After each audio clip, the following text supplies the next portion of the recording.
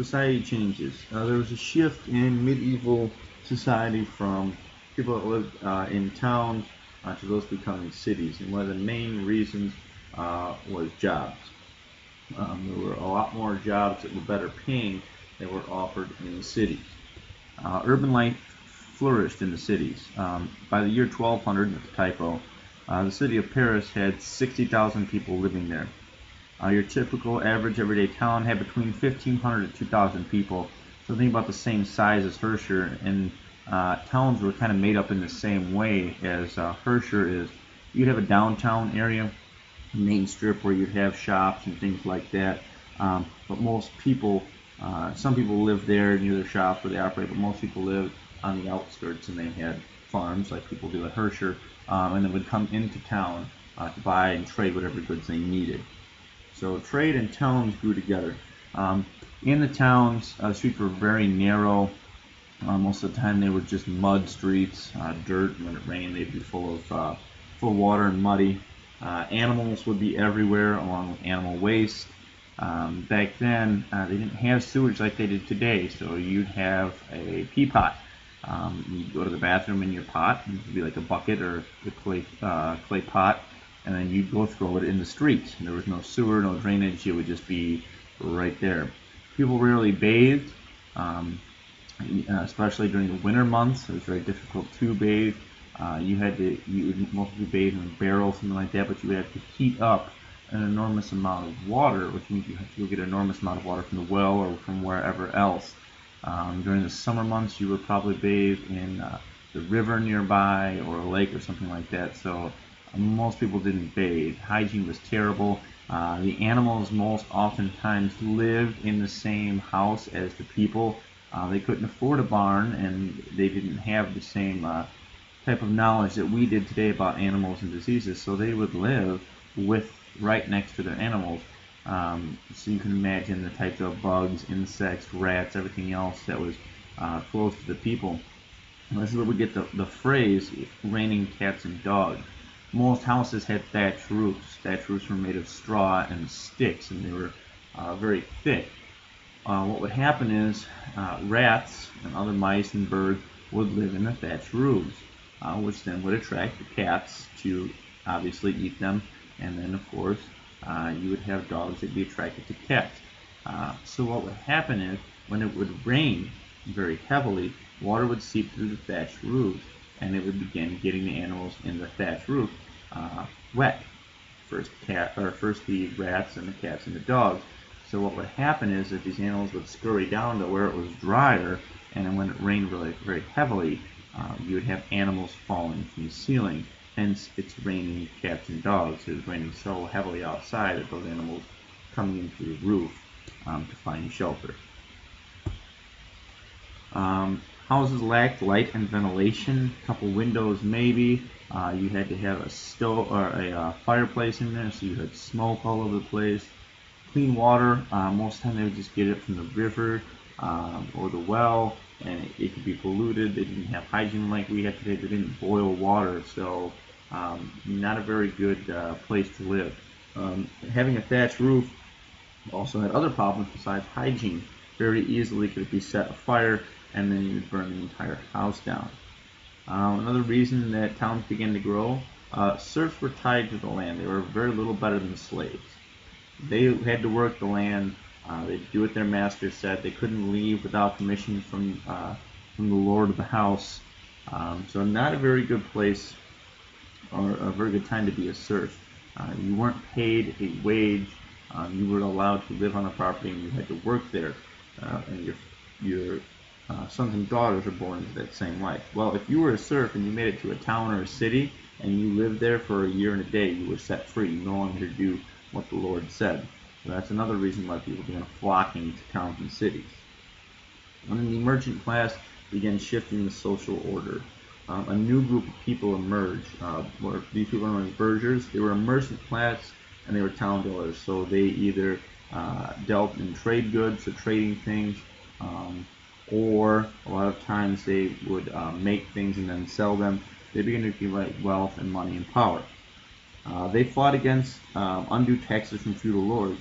Feudal lords would tax the goods that they were making, even though they had nothing to do with its production. They said, well, you live in the town's under my charge, you owe me money. So they fought against this, and eventually they will become successful. The revival of the Muslim connection. So as I talked about in previous classes, when the Muslims conquered territory, they translated a lot of the books and manuscripts from that area and from other areas into Arabic. Well, a lot of those things had been lost in Europe when the Vikings came in and destroyed large sections of the population and buildings and so on and so forth.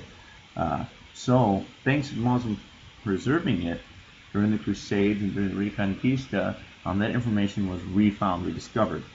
So, many Europeans went to the Muslim libraries in Spain, which was now under the control of Ferdinand and Isabella.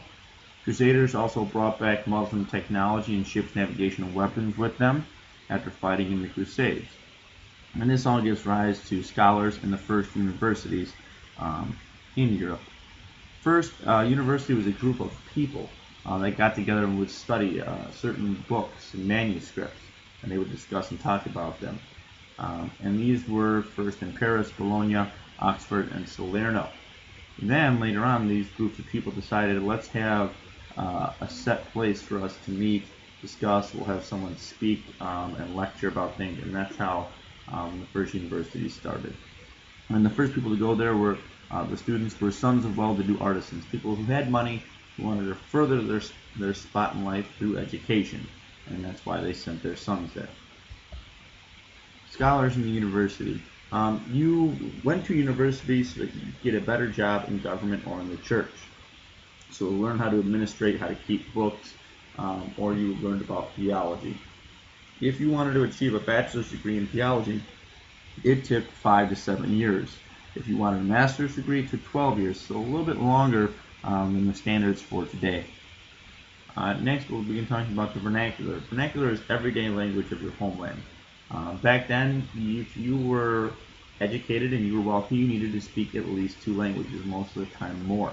You needed your everyday language, which if you were in England, that would be English, but you also needed to know Latin, because just about every book there was written in Latin. So if you didn't know how to speak and write and read in Latin, you couldn't learn. And most of the times, if you were wealthy, you would want to learn multiple languages: French, English, German, so you could communicate with ambassadors, diplomats, and so on and so forth. Well, during this time, a few authors chose to write in vernacular and not in Latin. Dante Alighieri was one of the first. He wrote the Divine Comedy about a dream he had that he had witnessed what hell was like, and then he wrote about it. And Geoffrey Chaucer, who wrote the Canterbury Tales, which are stories about pilgrims during the Crusades going to the Holy Land. St. Thomas Aquinas and medieval philosophy. Aquinas talked about basic religious truths that could be proved by logical argument. Scholastics, these were the schoolmen that met at the universities, the people that went to school there. Next, we're going to shift gears and talk about England and France and how they developed as countries. So first, we're going to talk about England. Various groups landed and stayed in England. First, you have the Britons and other Gaelic tribes that inhabited Britain. Romans came in and conquered England, but they didn't really intermix with the local population. Their lasting contribution would be the laws and some of the architecture that was used later on. After the Romans leave, you have invasions from Germanic tribes known as the Angles and the Saxons.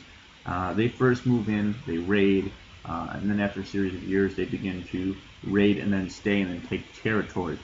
So the Britons fought against the Angles and Saxons, and eventually after a time they begin to intermingle, coexist, and make this New England.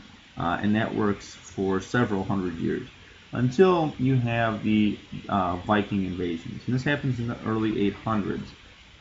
The Danish Vikings are very fierce. They come from Norway, Sweden, Denmark, that area there, and they're excellent seamen. They have great boats, excellent military, and they're going to be the scourge of Europe for hundreds of years. And they move in and they follow that same practice. They raid and leave, and they begin to understand that, well, maybe we can raid, stay, and conquer territory. So they do this. Alfred the Great is one of the last Anglo-Saxon kings, and he is able to turn back the Viking invaders. And his successors can unite all of the kingdoms in England into one land, the land of the Angles, which is where you get England from, which we pronounce England. Then in 1016, Canute, who was a Danish king, is going to invade and conquer all of England and unite the Vikings and the Anglo-Saxons together into this new England. Here's a map of the Vikings and them coming in. So he said this is Norway, Sweden, Denmark. All these things will be known as Daneland, land of the Danes.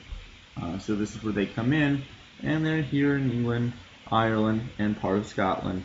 As I said, first they would just raid, and you're going to move in and take territory. This is what the Vikings most likely look like, a little bit different than we might anticipate seeing them.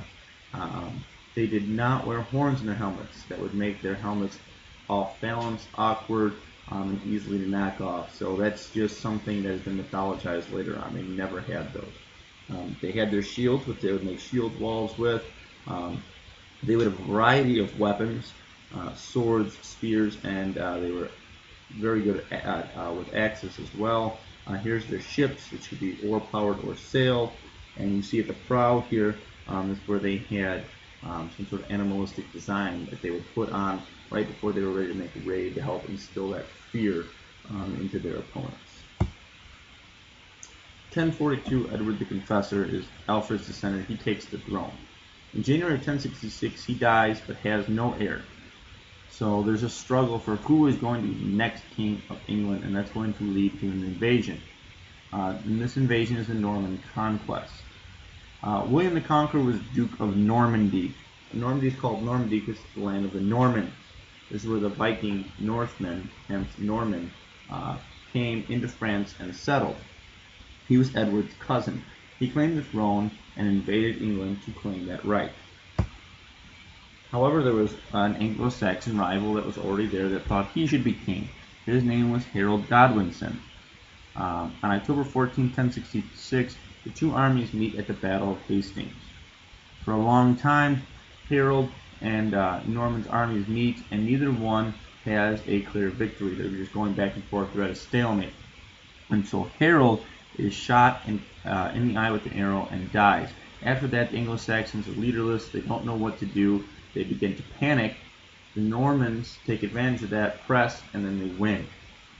Once William has won that, he now goes from town to town, sacking and pillaging until he gets to London.